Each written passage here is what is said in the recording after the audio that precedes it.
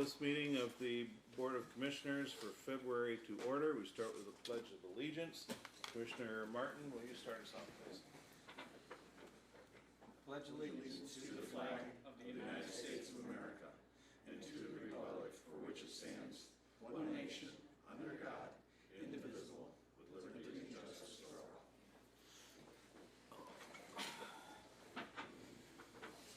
And will the clerk please take a roll call attendance?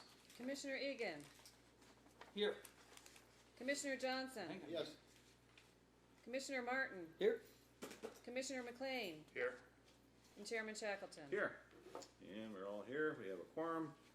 Additions, deletions, and agenda approval is the next item on our agenda.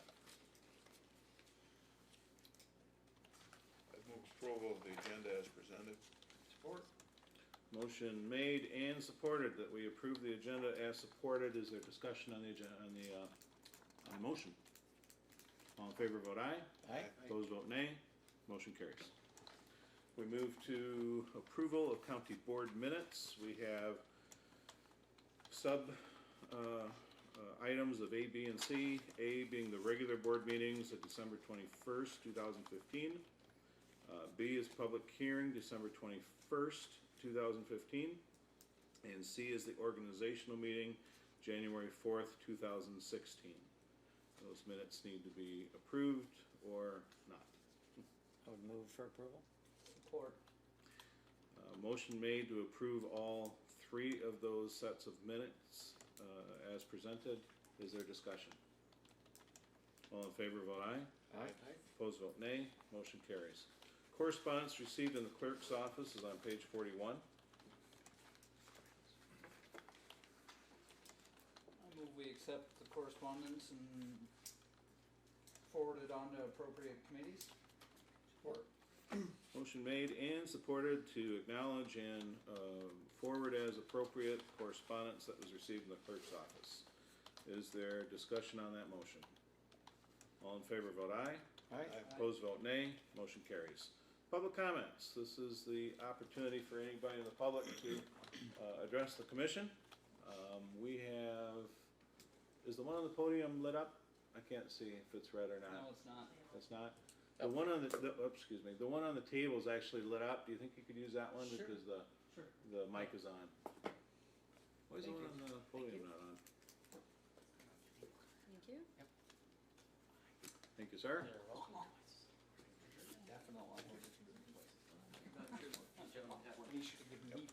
My name is Robert West. I'm the District Ranger of the Sault Ste. Marie and St. Ignace Districts, the U.S. Forest Service, Hiawatha National Forest. Mostly I just came to introduce myself. I've met some of you along the way. I've been here a little over, well, about a year and a half now, headquartered in St. Ignace. Kind of just wanted to come in and meet a few folks, give you my contact information, and let you know I'm available at any time. It's your Hiawatha National Forest. It is not my little gem of the world that I get to lock up as I see fit. This is your forest. When you have ideas about how you would like to see your forest administered, come to me and we'll sit down and lock ourselves in a room and hash it all out. Not everybody gets what they want all the time, but I do try my best to bring good ecosystem services to our communities. Clean water, recreation, timber jobs. I try my best to wear all of those hats. The brief update I have for you this evening is on the Resource Advisory Committee. That's the RAC. They administer your Title II funds that are, some of you may know more about it than I. I'm no legal scholar on the matter, but the county receives funds, payment in lieu of taxes, for about $450,000.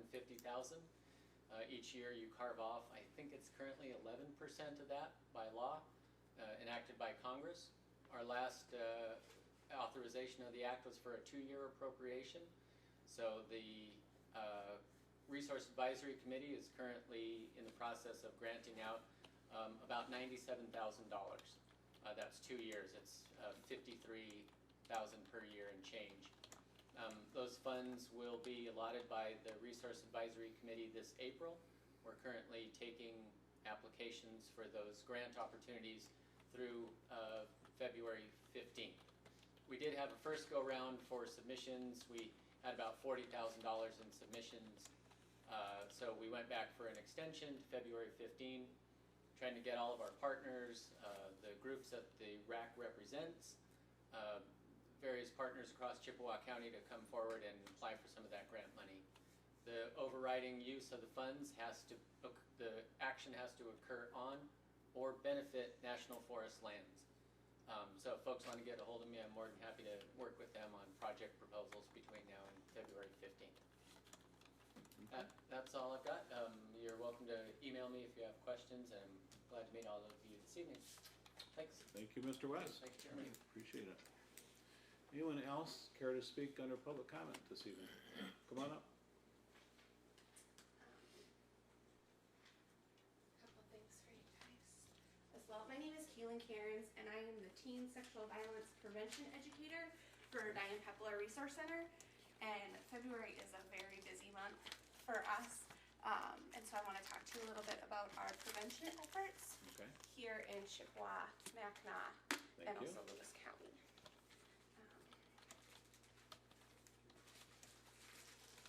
Just what I was looking for, something more.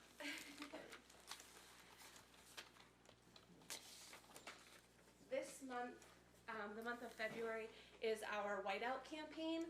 Whiteout is it's a white ribbon campaign, and we do a lot of whiteout events, which is what the sheet that I handed you is advertising as our whiteout events. The white ribbon campaign started in the early 90s in Toronto. A group of men and boys decided that they were no longer going to sit aside and see domestic violence and sexual assault as just a woman's issue, that the men needed to start speaking up and saying that this is not okay. Now in the last probably 3 to 5 years, we've seen a large number of boys and men come forward as victims of domestic violence and sexual assault. So this is another month where we highlight them and encourage them to come and tell their story. So we will be hanging white ribbons downtown in Sault Ste. Marie, and then also on campus at Lake Superior State University throughout the month of February. And they're just to symbolize the 5 purposes of the White Ribbon Campaign, which is to challenge people to speak out, educate young people, raise awareness, work with our partners, whether it be through women's organizations, the corporate sector, the media, or anyone who wants to be a partner, and then also support local experiences through the White Ribbon Campaign. So that's what we're doing with Whiteout. We have 2 events. One is this Friday at Lake Superior State University. It's a hockey game against Bemidji State. We're giving out 1,200 long sleeve white t-shirts. So I encourage all of you to come, because I don't want to have to move the 18 boxes back to the Diane Pepler Center. I would like to give them all away so I don't have to worry about transporting them back, but then also so we can white out the arena and really show a great cause for the White Ribbon Campaign. We're doing another one at the end of the month, February 27th at 7 o'clock at the Sioux Eagles. Puck drops at 7.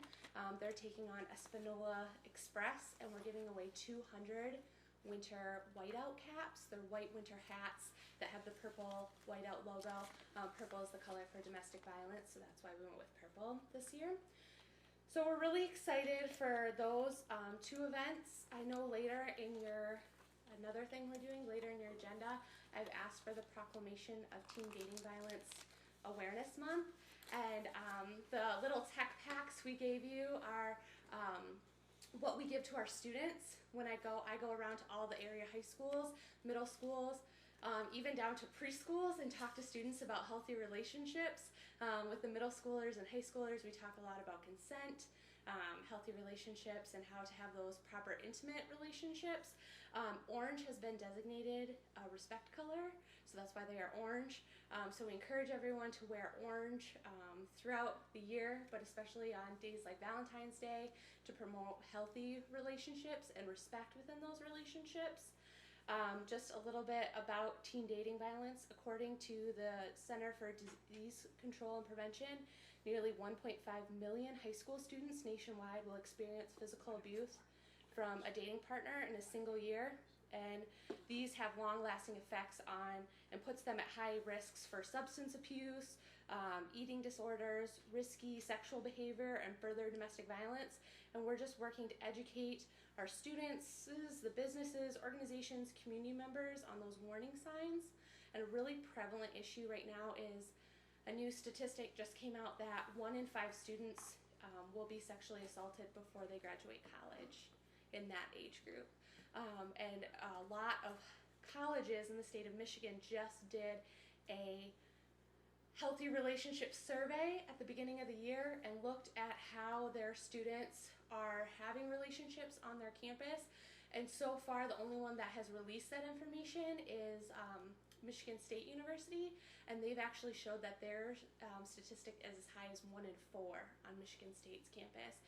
And it's happening everywhere. It's happening, I mean, I'm sure a lot of you saw the release of the recent press with LaSalle High School, former teacher down there.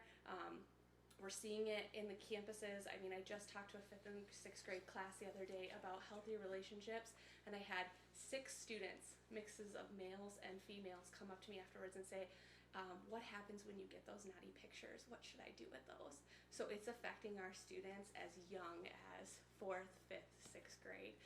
So if we can start teaching them young, we can really promote those healthy relationships as they get older. So that's a little bit about what Diane Pepler is doing. I don't know if any of you guys have questions, but I just wanted to let the commission know what we're doing.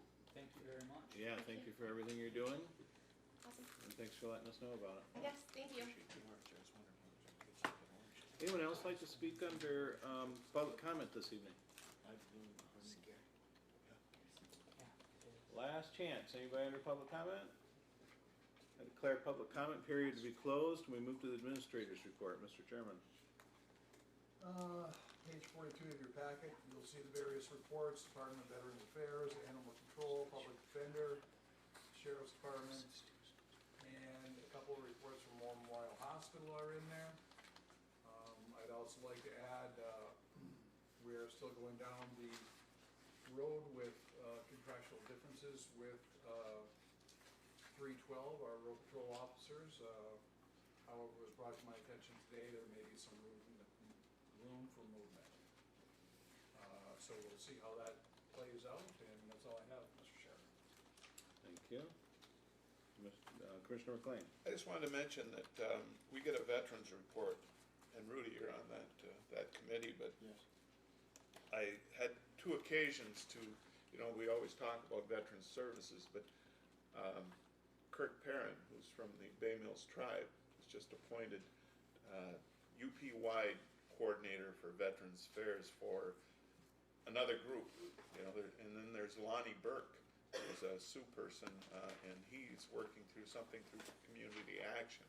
And I've met both of them, talked to them, and I've encouraged them to contact our Veterans Affairs officer here in the Sioux to coordinate their efforts, because I guess all of a sudden we have threefold numbers of people working on this in the UP, and I encourage them. I just want to let you know that there are people out there. Things are happening for Veterans Affairs, and we need to sort of make sure that it gets coordinated so effort isn't wasted. Okay. Thank you. You bet. Anyone else?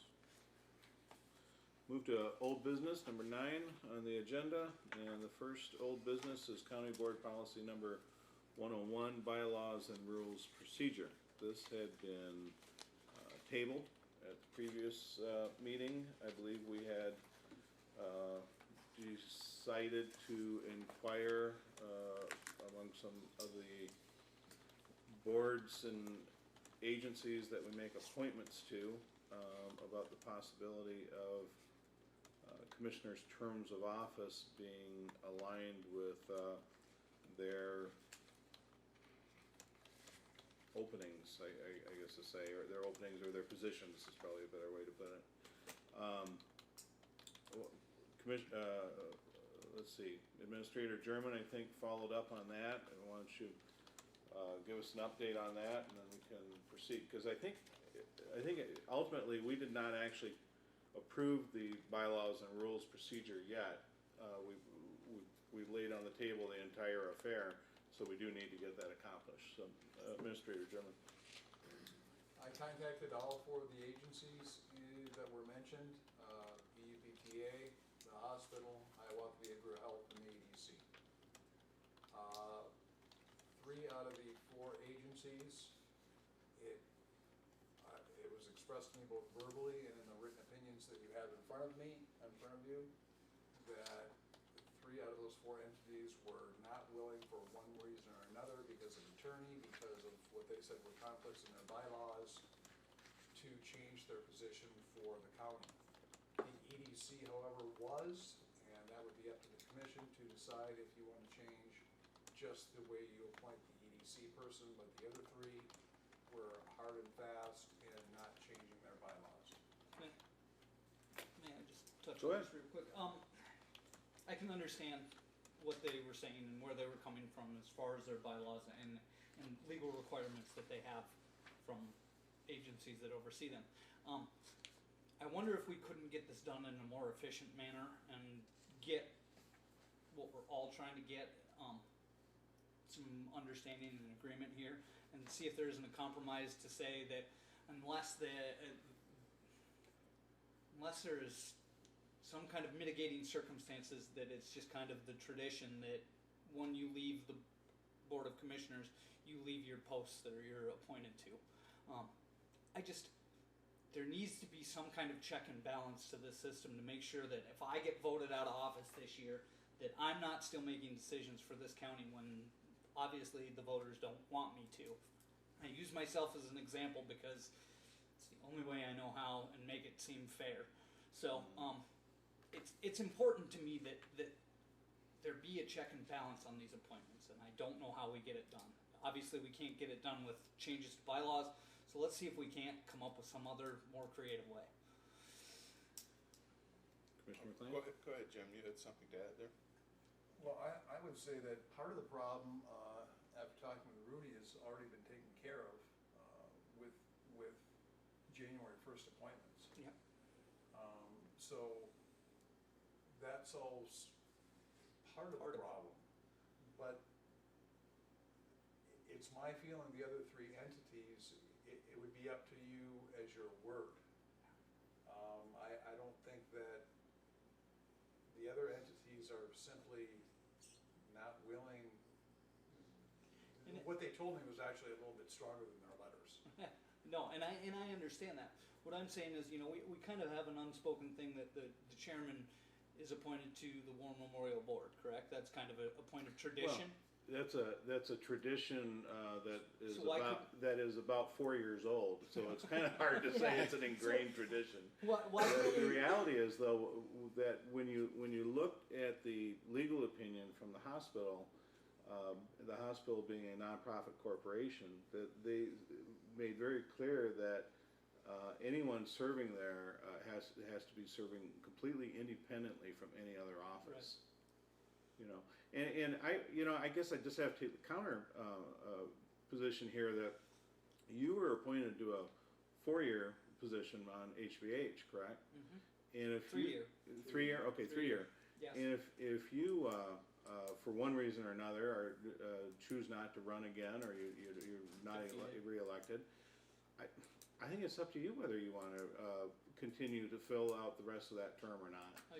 To some degree, you cause a bit of turmoil by also resigning your board position in midterm to a board. So I don't really. Well, I mean that's my position on it anyway. Yeah. If you feel like you want to, that I'm not on the county board anymore, so I'm going to quit my other boards. Well, I guess you could do that. There needs to be some way to oversee this to make sure that we don't have people making bad decisions in the name of Chippewa County when they don't belong there. And there is no check and balance to the system right now. And even if it's just a tradition or doing what's right, something needs to be done to make sure that this happens. That's all I'm saying. Commissioner McLean. I agree with you, and I've seen when you talk of HBH board. Now, I guess I don't want to get into a legal dispute with War Memorial Hospital, and I can understand exactly what you said, Scott, that they're, in order to hold their status, you can't be have allegiance. You have to be representing the hospital's interests in your decisions. So I'm not ready to take on that high-powered law firm that they had there. I was happy that the EDC went along. They said there's no conflict as long as we agree that the new appointment just serves out the term that the previous one had been, and that shouldn't be any issue. When you talk of HBH now, I've observed HBH for 15 years now. Not as often now, but there was a period when I was attending every one of their meetings, driving every 3 months, once to St. Agnes and the other time to Manistee, to be there. And I saw over that period commissioners come and go, particularly from Mackinac County. People who were voted out of office or retired, they had terms that were extended and they just left. It's sort of like what you're saying, a gentleman's agreement. Yes. And they just disappeared and the new person was appointed and came in. And there was never any mention that, hey, you have to keep coming to this because you were appointed to a 3-year term and you still got a year left.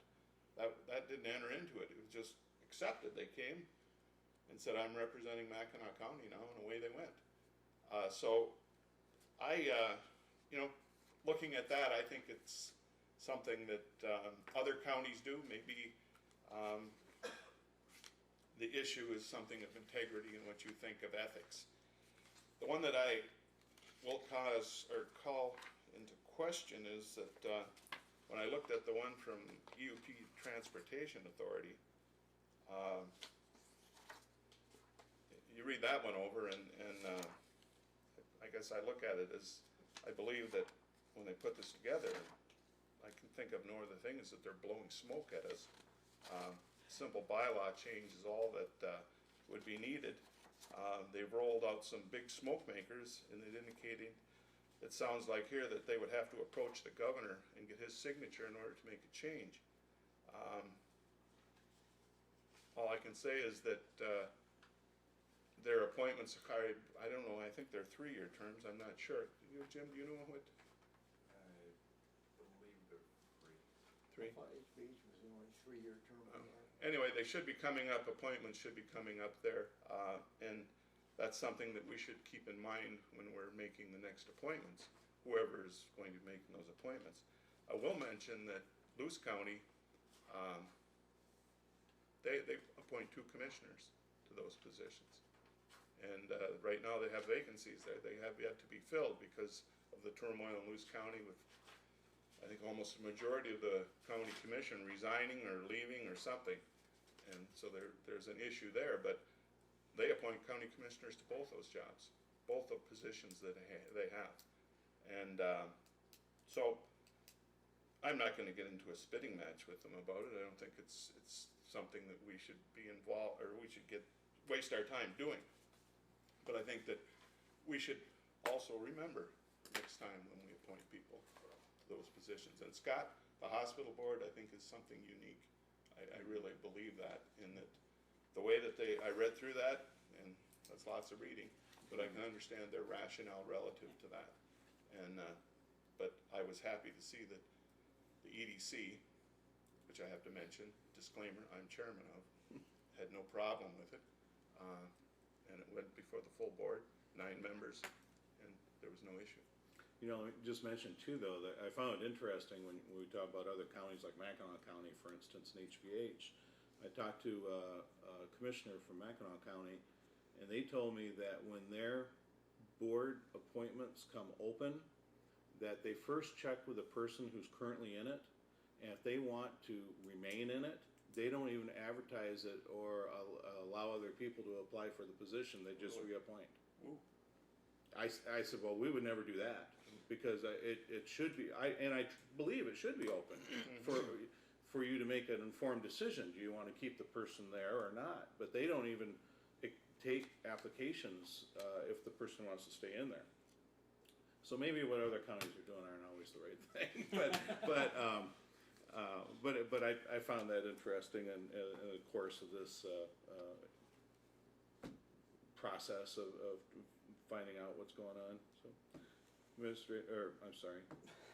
You could be the administrator today, Rudy. So. Jim won't mind. The hospital board, no, you're on there As long as you're chairman, you're on the hospital board, right? No, the hospital board is a 4-year appointment. So what if we have next year, you're not the chairman goes on the board? No, the hospital board is a 4-year appointment. When an opening comes open, the board decides who they want to appoint.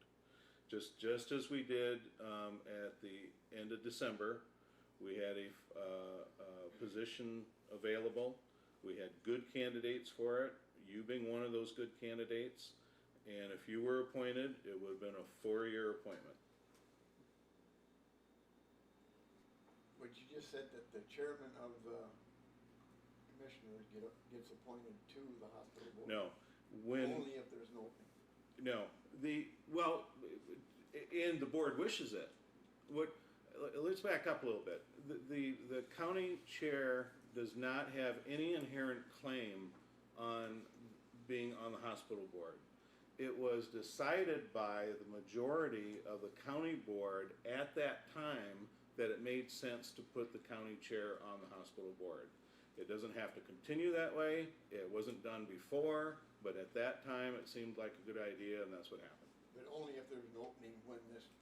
Well, there has to be an opening, Okay, yes. if There you has to be a, don't just keep adding members. right, yeah, you have to have hold it position down. open, Okay. yeah. So, let me just go to the main issue here.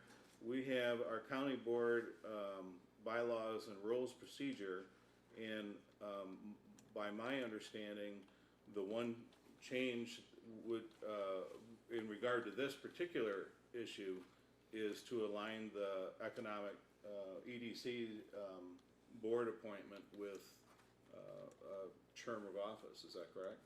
Yes. I mean, I think we could move on if we just agree that that's the change that we're gonna incorporate and adopt it. Is that, and I don't think we even have to have the exact words. Kelly and Jim can translate that into Yeah. I would so move. I'll support. Okay. Motion made and supported that we adopt the county board policy number 101, bylaws and rules procedure, with one change being that the Economic Development Corporation appointment be aligned with, county, commissioner's term of office. Right? Okay, I just wanna, Mhm. we made a previous change which moved the appointments, that's already been approved. That would already be in Yeah, okay, so That would be a part of this. That was, yeah, and then we'd have our bylaws complete consideration for this year. Okay, Yes. fine. How does that affect HVH now? Where are we at with that? Whoever's on the board? It can't affect any other board that is independent from us and is not changing the rules. I guess I would say, and I know we're talking about what seems to be a good old boy system, and maybe it's just because the makeup of this board is exceptional, but should something happen where Don doesn't want to run again for county commission, I would hate to lose his expertise on EDC. I would hate, if something happened with Rudy, I would hate to lose his expertise on the Veterans Committee. And you can't put a price on experience and integrity. And yeah, maybe 5 years down the road, we'll have some people that we can't trust any farther than we can throw. But that's all right, we can outvote them 4-1. But, you guys have a wealth of experience, and just because you decide not to run for county commission, because I know it is, it's very time consuming, that you should be excluded from that, although granted, I guess we could always reappoint them, if so desired. I'm stuck here, because I'm between, No, I totally understand, Yeah, you're the good old boy, but gosh, I hate to lose all that experience there. right. Well, It's- Jim, the other side of it is, these things take care of themselves, maybe just not quite as quickly as some people would like them to. Those appointments do come back up. Yeah, well, that's, And at that point, if you decide that, okay, you've had your time there, you're not even on the commission anymore, we're gonna appoint somebody else, yeah. well, it's the that's- commission's will to do it, absolutely, go ahead and do it. And I understand, because boards do, when they have a high turnover rate, they do lose experience. The board gets, a little bit stressed, and it's not necessarily good for the entities. But at the same time, I'm one of those people that believes that I should be accountable to the voters. And if I'm accountable to the voters, I'm doing my job. And the only way I can be accountable to the voters is, you know, them moving their feet to the polls and either putting me in office or taking me out. And that should go as far as my board appointments. That's my main thing, is accountability in our elected officials. And it's mainly to keep, you know, not necessarily, you know, the good old boys network, but somebody from abusing it in the future. I haven't seen a lot of abuse of it, but at the same time, we've had very good commissions, and you always prepare for the worst, not the best. Okay.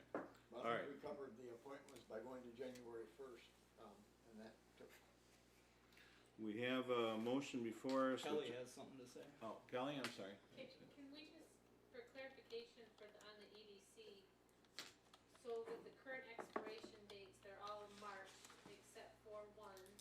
So are you gonna push those to the December of that year or the prior December, just so that What we was have it clear? What was the EDC's intent, Don, do you know? Well, I think that, okay, the appointment would be made in January and the person wouldn't take office until March. Is that So what you're asking? What are you doing with your current members then? Well, they Are would, you extending them to December of the year that they're supposed to expire? okay, now, the way I would understand it is that the appointment would come up, okay? March. Well, we know ahead of time what people are turned out, who is turned out. Do we normally make it in March? Do we? So, But the worst that would happen is that a current county commissioner would not be a commissioner for January and February, but still serve on the EDC. So, just as it is today, you would have that time to decide whether you want to appoint somebody new. Yeah. well, if HBH is just. So we're not gonna ask EDC to redo their appointments from March to January. We're just gonna go with the March. So do something where it's the intent of the board that the county, commissioners on the EDC are aligned with their term of office as close as feasible or something to that degree. But you figure it out. You understand the intent. Yeah. I know you do. And I think we do too. Yeah. when you guys were in high school, did they make local government seem this, you know, like posh and entertaining as this is? Wondering. Yes. We only debate big issues here. Yes, I just want you to know that absolutely. only the big stuff. And obviously living in the lap of luxury. Yeah. All right, so we still have that motion before us to adopt the rules as amended. All in favor, vote aye. Aye. Opposed, vote nay, and that passes. So we can move on to a board appointment. Department of Veterans Affairs recommends Jim Sjogren for a term to expire March 31st, 2020. I would move the appointment. Fortunately for him, he's not a county commissioner. Never was, so he can continue to serve. I would move we accept the recommendation of the Veterans Group and appoint Jim Sjogren to term indicated. Support. Motion made and supported to accept Mr. Sjogren for the term on Department of Veterans Affairs expiring March 31st, 2020. Any discussion on the motion? All in favor, vote aye. Aye. Opposed, vote nay. Motion carries. And we will apparently have another opening on the, so we would be probably looking for Department of Veterans Affairs for another recommendation, even possibly re-advertising, accepting applications if necessary, since it's a new opening. And they'll meet at the end of the month. Okay. We move to new business resolutions. We have 1602, Teen Dating Violence Awareness and Prevention Proclamation. We heard a little bit about this earlier this evening. And that is 1602 on page 68 of your packet. I'd move resolution 1602, Teen Dating Violence Awareness and Prevention Proclamation. I'd support. Motion made and supported that that resolution be passed. Is there any discussion? Yes, I'd mentioned that I do appreciate and I mentioned that something pink because I was trying to look in my wardrobe to see if I had anything orange. And this might suffice, although I'll still look for something that's really orange for Valentine's Day. I know you've all read that proclamation, or the resolution, so, and I think it's really significant, and I appreciate what is going on with that. It's time we address that issue. Jim? As a health instructor, I deal with this constantly. In fact, I'm surprised you haven't come in and talked to my kids. Anytime, I will come in. All right, definitely have to. It is, especially on universities, their dirty little secret. They don't like these numbers. They don't want to post these numbers. You usually have to dig for them. Thankfully, the law has changed to make them more transparent. But for as much advancement as we've made in many areas, the way we treat, and by we I mean males, treat the people we date is unconscionable. It needs to be talked about. It needs to be made aware. I know I tell my students, if you're out on a date, how would you want your mother or your sister treated? Would you want that done to them? And maybe the light goes on, maybe it doesn't, but this is real. It's real in college, it's real in high school. It's unfortunately even real at the middle school. And of course the connection to drugs and alcohol, substance abuse is the same. It is a shame, but the more we talk about it, the more we get it out in the open, the more we deal with it. I think the better it will get, and that's why in fact we've lost 8th grade health at the middle school, and we're trying to get it back because no means no, and our boys need that beat across their forehead sometimes. But Now we're thank. switching it to yes means Yeah, yes. yes means yes. I was gonna say, I thought they So changed it to now yes means yes. if you don't hear yes, it's not okay. All right. Thank you so much for all your support. I just Go wanted ahead. to say that this is something that rural areas, have a problem with, and they also like to sweep it under the rug because, that's somebody's son, daughter, cousin, and they all want to keep it quiet. But it is something that, I'm glad to see is being discussed more often. And I look back at high school and I can't believe some of the relationships that I watched happen.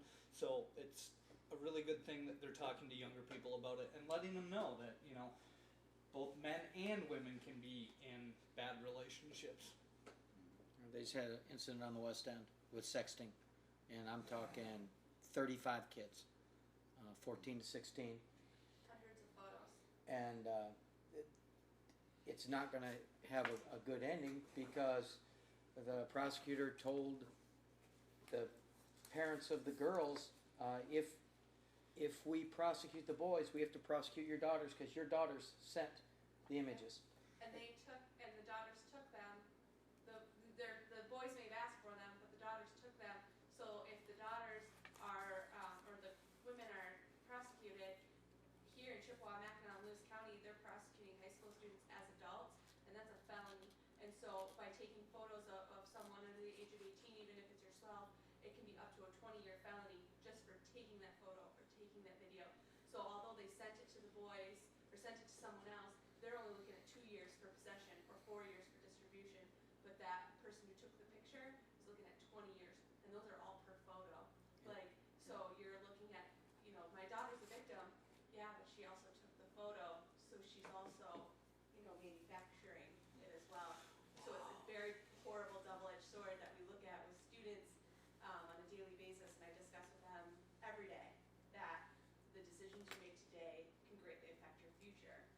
And, you could spend your entire life behind bars for 4 photos, or 4 videos. Okay. All right, well, let's go ahead and vote on this resolution.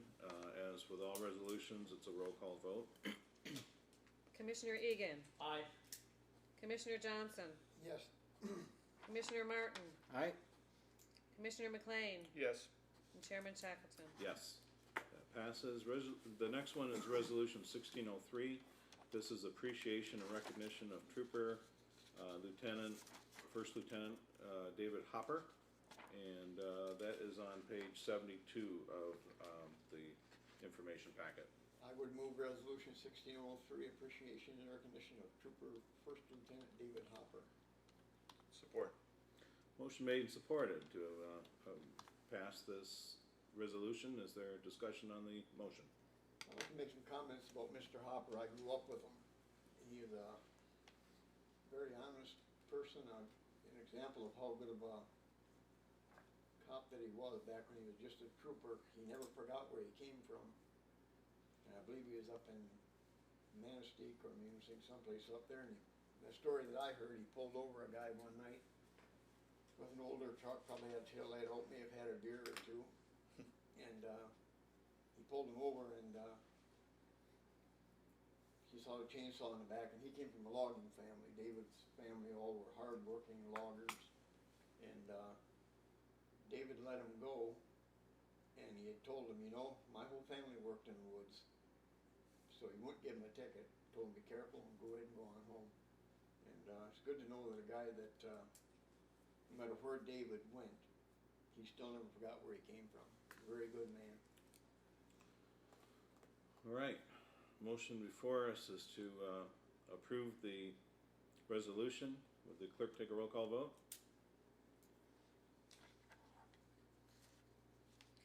Commissioner Egan. Aye.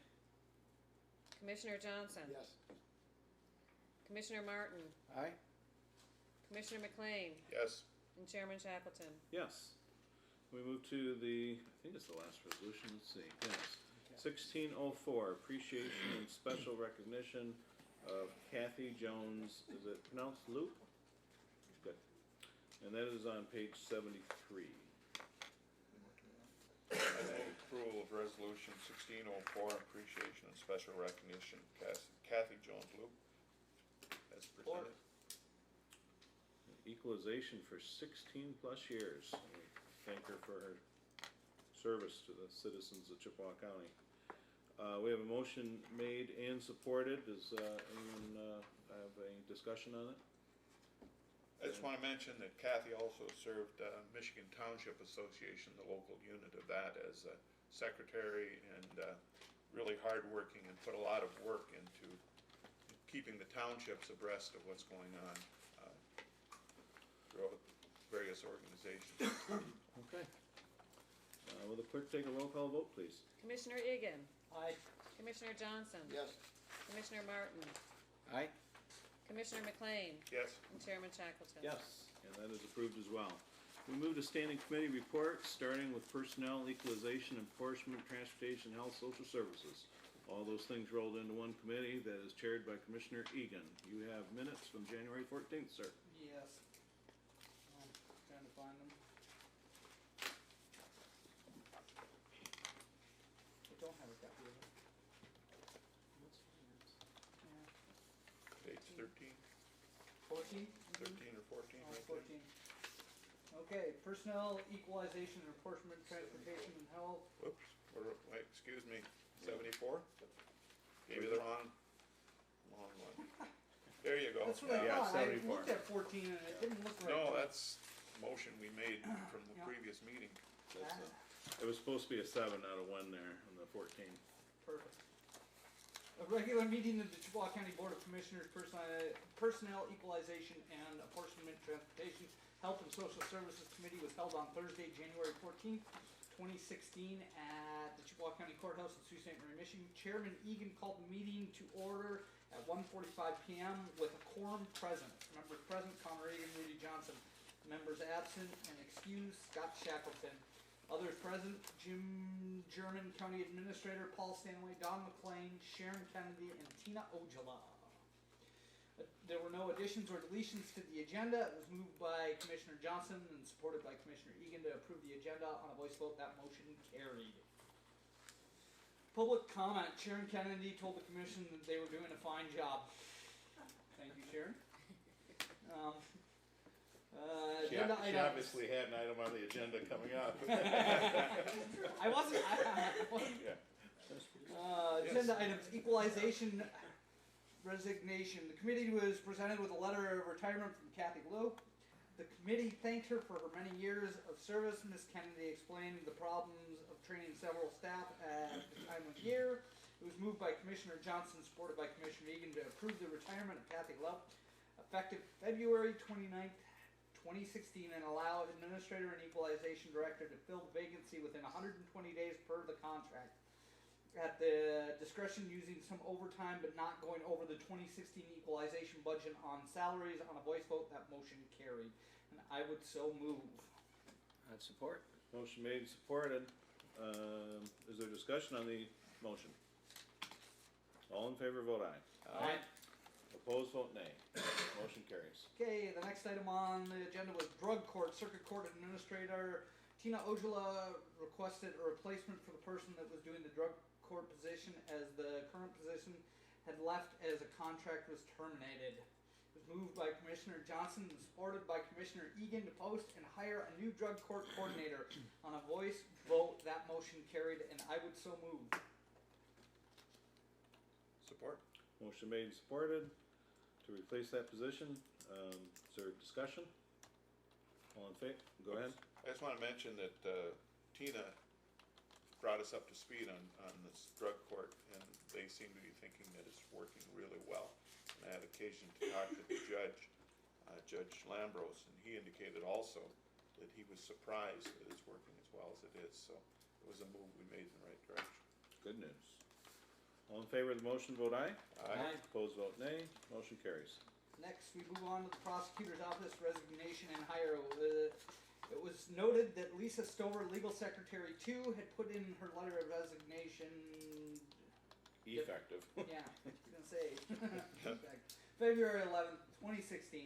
The committee thanked her for her dedication and her hard work on ImageSoft project. It was moved by Commissioner Johnson, supported by Commissioner Egan, to accept the resignation of Lisa Stover as legal secretary 2, effective February 11th, 2016, and post and hire the position. On a voice vote, that motion carried, and I would so move.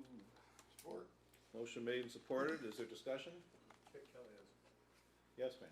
Can you, change that to make it effective, Friday the 5th? Because in fact, it has been her last day.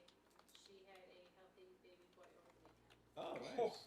Okay, February 5th, maker of the motion was Connor. Yes, Who supported it? so I would amend that to February 5th. Okay, who supported the motion? Rudy. Rudy, you okay with February 5th? Okay, Yes. so the motion's February 5th. All in favor of the motion, vote aye. Aye. Opposed, vote nay. Motion carries. Sheriff Department Jail resignation. It was noted that Jeff Perry turned in his resignation as a corrections officer effective January 31st, 2016. It was moved by Commissioner Johnson, supported by Commissioner Egan, to accept the resignation of Jeff Perry and to hire another full-time corrections officer. On a voice vote, that motion carried. And I would so move. Support. Motion made and supported to fill that position for corrections officer. Any discussion? All in favor, vote aye. Aye. Opposed, vote nay. Motion carries. Central Dispatch resignation and reassignments. It was noted that dispatcher Daryl Myatt will be resigning January 30th, 2016. It was moved by Commissioner Johnson, supported by Commissioner Egan, to accept the resignation of Daryl Myatt, effective. I know I'm butchering that name, and I apologize to him. Close enough. January 30th, 2016, fill a full-time position with a part-timer, Christopher Huntley, and fill the vacant part-time position with healthcare with part-timer Kylie Thompson, both effective 1/17 of 16. On a voice vote, that motion carried, and I would so move. Support. Motion made and supported to make those changes out at Central Dispatch. Is there discussion? All in favor, vote aye. Aye. Opposed, vote nay. Motion carries.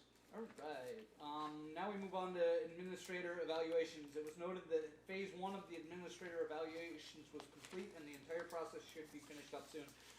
If you guys have been checking your mailboxes at Administrator German's office, you got an evaluation. Those are his actual evaluation. I have the numbers tabulated from the information that I gathered. If you guys would like me to present that, I can do that at the next board meeting, or we kind of wanted you to fill them out before that so we know if they're in line. And I will note that this process was not flawed from the start, but it didn't work as well as I would like it to, and I will be going back to the drawing board. Administrator German is doing a very fine job, and it is important to me that the employees of Chippewa County have input in his job and let us know if there's something that they could use support on. So I will be going back to the drawing board for next year. Okay. Carry on. Yep. Committee and chair comments. The committee had no additional comments. It was moved by Commissioner Johnson, seconded by Commissioner Egan to adjourn the meeting on a voice vote. That motion carried. Chairperson Egan declared the meeting adjourned at 2:45 p.m. And I would move that we accept the minutes as presented. Support. Motion made and supported that the minutes of Personnel, Equalization, Enforcement, Transportation, Health, Social Services meeting January 14th, that those minutes be approved and accepted. Is there discussion? All in favor, vote aye. Aye. Opposed, vote nay. Motion carries. Fun to say that huge long sentence. Isn't it? Yeah, we need to come up with An acronym? an acronym or something there. You can work on that later, see what you can make it spell. And I totally just Next, standing committee reports, building grounds, jail, legislative, natural resources, information technology. Pen number That 3 is of the chaired by Commissioner Rudy Johnson, who had a meeting on February 2nd. Your report, sir. Regular meeting of the Chippewa County Board of Commissioners, Building Grounds and Jail Legislative and Natural Resources and Information Technology Committee was held on Thursday, February 2nd. At the Chippewa County Courthouse in Sault Ste. Marie, Chairman Johnson called the meeting to order at 10:30 a.m. with a quorum present. Members present was Rudy Johnson, Don McLean, Connor Egan by phone. Others present was Jim German, Sarah Wild, Tom Parkworth, and Daryl April. Pardon me? Airtel. Close enough. It was moved by Commissioner McLean, supported by Commissioner Egan, to approve the agenda as presented. On a voice vote, the motion carried. There was no public comment. Agenda items. First agenda item was a letter of support for a national marine sanctuary. A presentation took place on a letter of support for a national marine sanctuary. A letter of support was requested by the Shipwreck Historical Society for their application to NOAA. A discussion ensued. It was moved by Commissioner Egan, supported by Commissioner McLean, to provide a letter of support for the National Marine Sanctuary off Whitefish Point and to the west. On a voice vote, the motion carried, and I would so move. Support. Motion made and supported on supporting the National Marine Sanctuary. Is there discussion?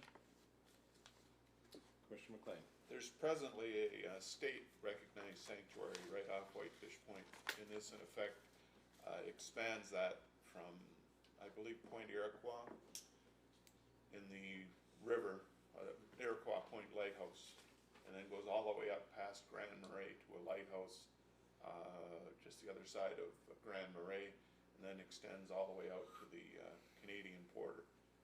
And it's quite an operation.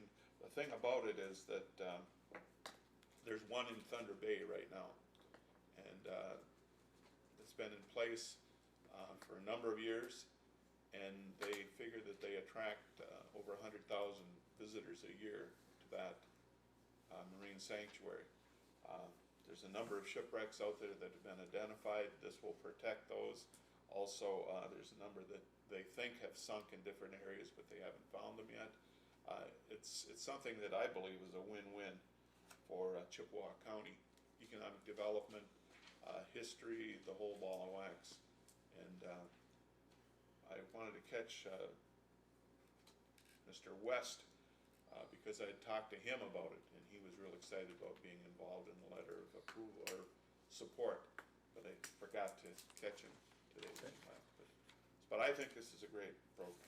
Yeah, I'd just like to add to that, this is a feather in the cap for Chippewa County. And I don't see any drawback to it, especially with, the projects that are going on up at Lake State and the advancements they're making in robotics. It would be nice to be able to see this get mapped and be able to share with the world what Lake Superior has to offer as far as shipwrecks and history. Okay.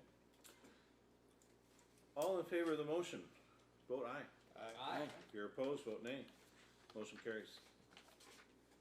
The next agenda item was county social media. The county administrator presented a new Facebook page. He noted that people could comment on the articles posted. Moved by Commissioner McLean, supported by Commissioner Egan, to establish a new Facebook page. On the voice vote, the motion carried. I would so move. Support. Motion made and supported. Is there discussion? Yeah, I did look that up, and, I think that's working well.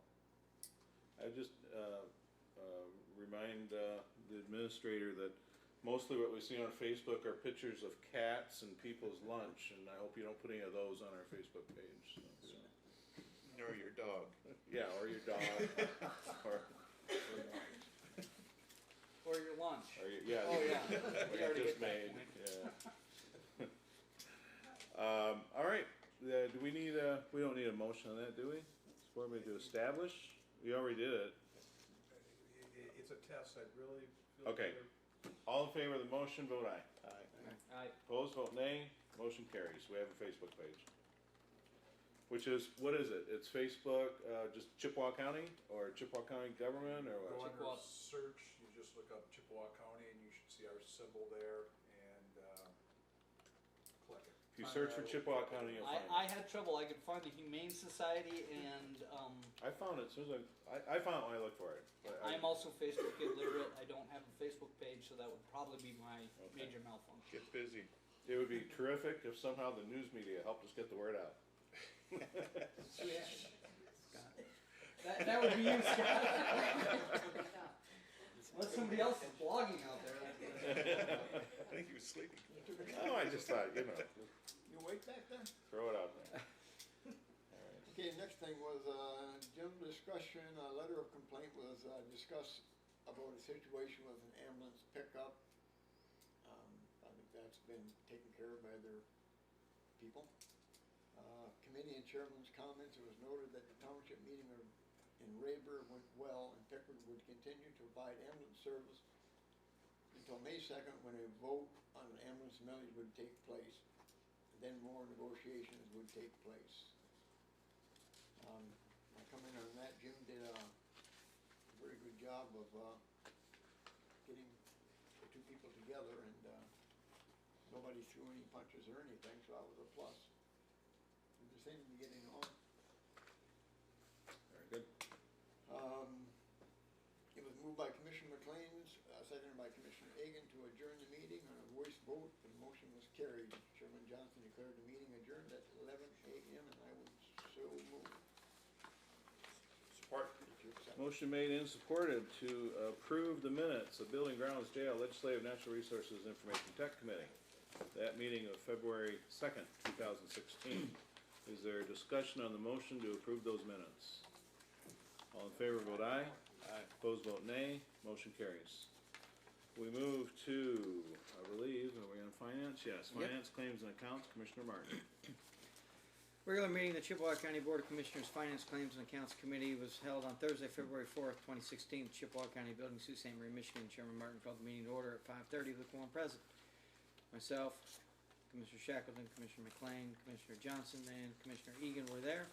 No one was absent. We had Kelly Church, Jim German, and a special guest, Olivia Martin, at our meeting. It was moved by Commissioner McLean, supported by Commissioner Johnson, to approve the agenda as provided on a voice vote. That motion did carry. There was no public comment offered, except for the denial of public comment being offered. The committee received the Treasurer's Investment Report, monthly travel report, monthly Visa billing statement. Agenda item number 1 was National Association of Counties Program and Services dues, membership, if you will, cost of $770. There was a long discussion about that, about opting out in 2007.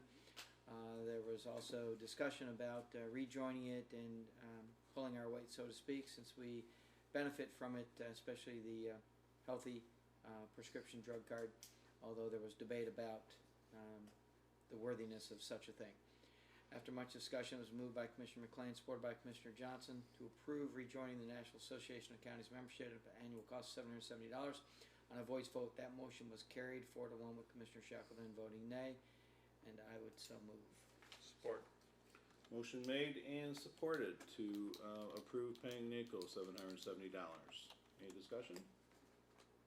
I just want to mention that it was brought up during the meeting about the prescription drug program, and I called NACO today, and they emailed me the deal here on Live Healthy, which describes the drug program benefits. It also, there was a mention made that you could just pick up a card at any pharmacy, and if you look at the chart on the first page, you see where NACO, the program that they have through CVS provides much broader benefits in prescription drugs. And so I wanted to just point out that it's not just like any other program. Also, the CVS is a huge company that does this, and I think they're ranked number 5 or something in the stock exchange, or one of those places that keeps track of big money. So, but I think the benefits of it will really pay off for our citizens. And another thing is that I've been on the commission now 7 years, and I've been working, I guess I had the impression during those 7 years, that the first few years that the commission was basically reactionary. If a problem came in the door and bit them, then they addressed it. By going to various conferences and so on and so forth, I came back, and the various commissioners that attended came back with ideas from those conferences on issues that things that we could do to move the county ahead and put it in better financial position in the future. And numbers of those things were taken care of.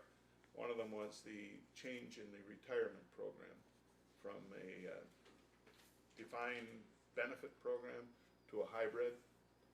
And those, I guess I'd like to see, and I guess it was something that was necessary because the unfunded mandate that was accumulating was going out of sight, and we sort of got that under control.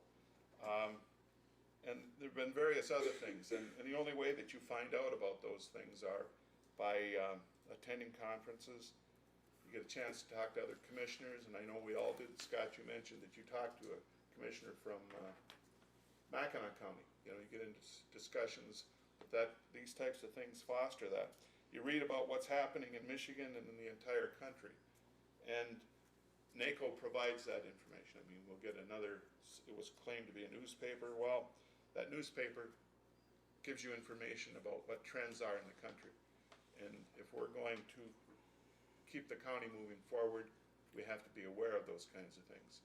And when the newspaper comes in, you should read it, see what's going on. Are you inferring that we don't have all the answers, sir? I would say that. I guess I liken being in government and what's going on in the county. I think trying to think of an analogy, and I would compare it to the fact that when we were all kids and we saw our first escalator, we were tempted to get on the downbound escalator and see if we could run to the top. And I guess my analogy is that life is like that, and government is like that in particular. If you don't keep trying to move ahead, you're going to move backwards. So I believe that this is a step in the right direction on keeping this moving ahead. I can't speak for anybody else, but it wasn't a temptation. I did it. There's no escalator around here. Where do you guys grow up? Fields. All right, well, let me just give the counterpoint real quick. I will try to be brief. I realize we're debating $800, which in the big picture is really not that much money. However, we were a member of NACO we're thinking 20 or 30 years before we dropped it. And when you add that up, it's tens of thousands of dollars. And again, we discussed this at length at the finance meeting, but I have a couple of new things I just want to mention real quick. And I will repeat that when I look at the county spending money, I like to think of it as if it was a business and I'm running that business. And I can tell you that if this was my business and I was running it, I'm not going to send off $800 a year to some organization in Washington, D.C. that we have no benefit from. In 2000, I had the minutes before me. In fact, it's kind of interesting. I guess if you've been here long enough, you see things come around again. And on February 8th, 2007, I had stated that I'd gone on the internet to the NACO website and discovered that they had a $1.7 million surplus. I felt that we paid the Michigan Association of County dues and got great benefit from Michigan Association of Counties because the county issues are 99% at the state level and very few at the federal level. It was stated in the minutes at that time in 2007 that over the last 14 to 15 years, Chippewa County has had no contact with NACO. Kelly has been here for the period of time of 10 years or more when we had NACO, and now she's been here for 10 years or more after we stopped paying NACO. She has reported to us, she sees no difference. We had no benefit, no contact, nothing. It's just $800 we send away.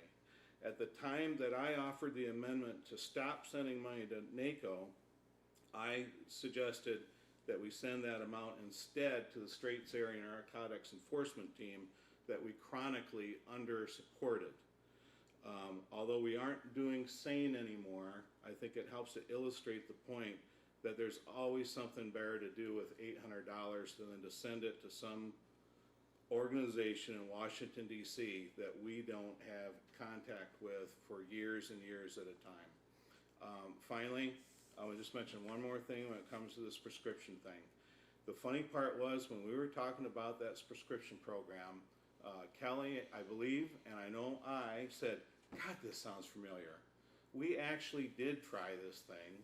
We put it out there and we found that, to the best of my memory at least, that people who tried it weren't really getting any benefit out of it, and we just dropped it because it just wasn't working. However, prescription discount cards are widely available. I see they compared themselves to one where they compared favorably, but there are lots of them available for free on the internet, and I printed out a prescription discount card for each of the commissioners, personalized with your name on it. They're free cards. I'm sorry to say that there's value in this program. There just isn't. There really isn't. I have one last point and I'll move on. The county right now, listen close to this, our expenditures exceed our revenues. Our expenditures exceed our revenues. The only way we balanced the budget this year was by taking some money that was set aside for our health insurance. So basically, it's a fund that has some money in it. We balanced our budget with that money. We can't do that forever. We did it this year. So taking on additional expenses, to me, just doesn't make sense. Okay, that's my piece. I felt I had to say it because I felt strongly about it in 2007. I feel strongly about it now. It's only $800, but I think it's a waste of money. You know? I will just say, I understand that you guys looked at this 2007. The only way for me to make a decision is to have the information in front of me. I don't like to base my decisions off of past commissions. That's not the way I work. And it's not my fault if those commissioners before didn't utilize a membership that they had maybe to the fullest. I plan on directly comparing this to MAC and readdressing it next year. If we all decide that it's absolutely useless, we get rid of it. And yes, $800 is a lot. If I had an extra $800 or $770 in my budget every month, it would go a long way. So the only way I can do this as a small business owner and somebody who is budgeting, compared to my own personal finances. And if I can get $770 worth of benefits out of this by, kicking and squeezing it, I'm gonna do it. So, Okay. but we'll decide that next year, whether it's worth it or not. All in favor, vote aye. Aye. Opposed, vote nay. I'm a nay. Motion carries. Carry on. Committee reviewed an out-of-state travel request for the Health Department for Nancy Miller to attend 2016 Wound Ostomy and Continence Nurses Conference in Montreal at a cost of $1,706.75. After a brief discussing regarding the importance of this training and compliments for Nancy's work It was moved by Commissioner McLean, supported by Commissioner Egan, to approve the out-of-state travel for Nancy Miller to attend the WOCN Conference in Montreal, Quebec, Canada, at a cost not to exceed $1,700,000, sorry. That'll be a That'd conference, be a wouldn't great it? trip. $1,706.75 on a voice vote. That motion carried, and I would so move. Support. Motion made and supported to approve this out-of-state travel request. Is there discussion? Yes, I expect if she's going to beautiful Montreal that the commission get a postcard back. Do they still do postcards? They do. Yes. US dollars or Canadian? Canadian, so it's not that much. Yeah. Actually less, okay? All in favor of the motion, vote aye. Aye. Opposed, vote nay. Motion carries. Jeez, they're on. Next, career development plan, per the ASHME contract, committee reviewed a request of prosecutor's office for Francie DeCo regarding her career development plan, providing $1,200 annually per individual, which is to aid and encourage employees to complete approved education courses which will improve their skills in the present job or help prepare the advance to targeted positions of greater responsibility. After a brief discussion, it was moved by Commissioner McLean, supported by Commissioner Shackleton, to approve and authorize Francie DeCo's career development plan not to exceed $1,200 annually per the ASHME contract. On a voice vote, that motion carried, and I would so move. Support. Motion made and supported to approve this career development plan. Any discussion on that motion? All in favor, vote aye. Aye. Opposed, vote nay. Motion carries. Next, we had the MSHDA funding grant authorization to approve this grant, number MSC 2015-0731-HO, Michigan State Housing Development Authority, approving the county's request for funds in the amount of $146,934 to be utilized in a target area, which is the city of Sault Ste. Marie. Moved by Commissioner Shackleton, supported by Commissioner Egan, to approve the funding award of grant number MSC 2015-0731-HO in the amount of $146,934, including authorization of the grant agreement, the legislative public relations inquiry form, and authorized signatures designated on the form. On a voice vote, that motion carried, and I would so move. Support. Motion made and supported. Is there discussion? All in favor of the motion, vote aye. Aye. Opposed, vote nay. Motion carries. Next, we reviewed a recommendation on OES Central Dispatch Board request for a vehicle for the 911 director. Discussion following, including the importance of reliability and not bidding necessarily on a brand new vehicle, but possibly a smaller vehicle as long as it had all-wheel drive because of the areas that she has to go. But no action was taken on the vehicle replacement, and we'll bring it back after the audit, bringing us to the RFQ. I'm sorry? I just wanted to note on that, was it her first day or second day working? Michelle got in the vehicle she has now and broke down in her driveway. So it is important that she have a reliable automobile. Okay. And it has under 60,000 miles on it. Obviously, it needs to be replaced, but we want to do it Cost effective. exactly. The committee then reviewed the proposed RFQ, which follows the last vehicle replacement patrol vehicles. We had a lengthy discussion regarding the process and bidding area and trade-ins and safety and equipment. All these things were discussed at length. Eventually, it was moved by Commissioner McLean, supported by Commissioner Shackleton, to approve the release of the Sheriff Department vehicle RFQ, including trade-ins. On a voice vote, that motion carried, and I would so move. Support. Motion made and supported. Is there discussion? All in favor, vote aye. Aye. Opposed, vote nay. Motion carries. It was claims and account. We decided to pay the bills. Being moved by Commissioner Johnson, supported by Commissioner Egan, recommend approval of December and January bills and payroll as follows. General claims totaling $603,192.15. Other fund claims $718,517.30. Payroll of $1,067,621.06. Health Department claims of $1,118,000. I believe that's a misprint there with the dash or backsplit. You know what I mean.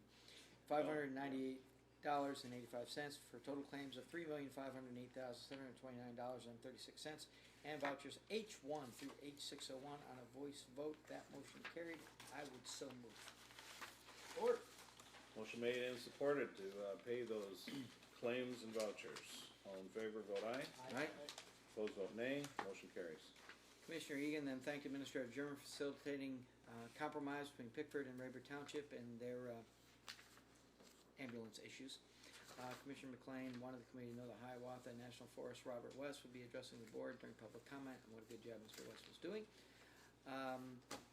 We then had chairman comments where our thoughts and prayers were passed to Robert Dinah Savoy and Judge Church. And we then adjourned the meeting after a motion by Commissioner Shackleton, supported by Commissioner Egan at 6:23. I would move that we approve the minutes as presented. Support. Motion made and supported to accept the finance claims and accounts minutes of the meeting February 4th, 2016. Is there discussion on the motion? All in favor, vote aye. Aye. Opposed, vote nay. Motion carries. We move to commissioner reports on meetings as board representative and general comments. And Commissioner Martin, I know you have a school board meeting. You still got a couple minutes, I think, but we understand if you need to pop off to your next major commitment. If this goes on. Commissioner McLean. I'll try not to take a lot of time with this, but I was interested in mentioning the Senate Bill 571, the gag order relative to election officials or anybody providing information relative to a vote.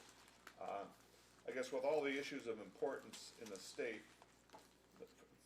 with the legislature to consider devoting their time to this issue, I look at roads and bridges, funding, dark stores, economic development, schools, Flint water crisis. It's surprising that, and baffling to me, that they could spend their time crafting a bill and a law now that would result in less information reaching voters. It just completely baffles me that they would even spend their time doing that when they have other things to do. I don't understand what the Republican majority and the governor were thinking relative to this. Luckily, it was put in place, and the federal court, I believe, has found it. They need more information on it, but they filed an injunction, and that's been approved to stop the implementation of that law. And again, you brought that up last time, Commissioner Martin, and I just wanted to mention tonight that I think that it's just baffling to me that the legislature would make an effort to pass, and then the governor would sign a bill that actually cuts off less information to our electorate. And that affects us here in Chippewa County and all people throughout the state of Michigan. And I hope that the federal court prevails on this and they declare it unconstitutional. Anyone else? Yeah, the substitute bill has been put forth, that Mac still opposes, but I think it's obviously much better than what they have, but yeah. Why, We have bigger fish to fry right now than muzzling elected officials. why are we pursuing this when, like you said, there are so many other things going on? And there are already laws that cover to make sure that as elected officials, we aren't spending county money on doing this very thing. So it's a law that's already covered by another law, so why are we even spending the time on it, let alone instead of addressing the very, very important issues that are in front of our legislator? All right, well, here's an important issue in front of our area. Got an email today, perhaps you saw it or not, that the folks that run the Eastern Upper Peninsula Food Bank are planning on closing the local distribution center and servicing this area just by truck deliveries or some such thing. I think it's going to have a very negative effect on getting food out to folks who need it. A lot of the food pantries in the entire Eastern Upper Peninsula drive in there with a van or a truck, get food, take it back to their pantries, and there's going to be a meeting, is it February 16th? Does that sound right? February 16th at, over at Avery Center? Yeah, if you look in your email, you'll see it. I'm going to try to go as well. I think they're going to be trying to convince the folks from, what is it, Healthy Harvest or I forget the name of the parent company. harvest gathering, maybe, something like that. They're gonna try to convince them, of what a negative effect closing the local distribution center would have. So, if you have an opportunity to be involved in that, that's a big deal. What That's was really, the date and time on that again? February 16th, I'm thinking it's lunchtime, 2 o'clock? 2 o'clock at the Avery Center. Okay. But you guys Anyone else? stall till 3 so I can get there? Give me a little mask and I'll hold it in front of me sometimes, so I think you're there too. Seriously. Anyone else? I just, Go ahead. that topic was brought up at Community Action, Rudy and I were there, and like, I'm glad that you mentioned it tonight, it slipped my mind, but that's an extremely important issue. It is. The logistics of it all are just gonna, Well, just as an example, when the sheriff and I do a food drive, when we gather tons of food, they're the beneficiary of half of it. Well, they won't be if they close. We won't be able to take it to them, you know, so, all the food that, our local community donates, with the intention, it'll go, I mean, we'll still find a way to get it out there. But the food bank made a lot of sense. It was a great way for these food pantries to be able to come, pick up, take back. so just the logistics of the turkeys and hams that you get, Yeah. that have to be kept in cold storage. Mhm. That facility's gonna be gone, and these local food banks don't have Mhm. the ability to store that stuff. Right. Okay, motion to adjourn? Are we at that point? Motion's made and supported. Discussion, all in favor, vote aye. Aye. This meeting's adjourned.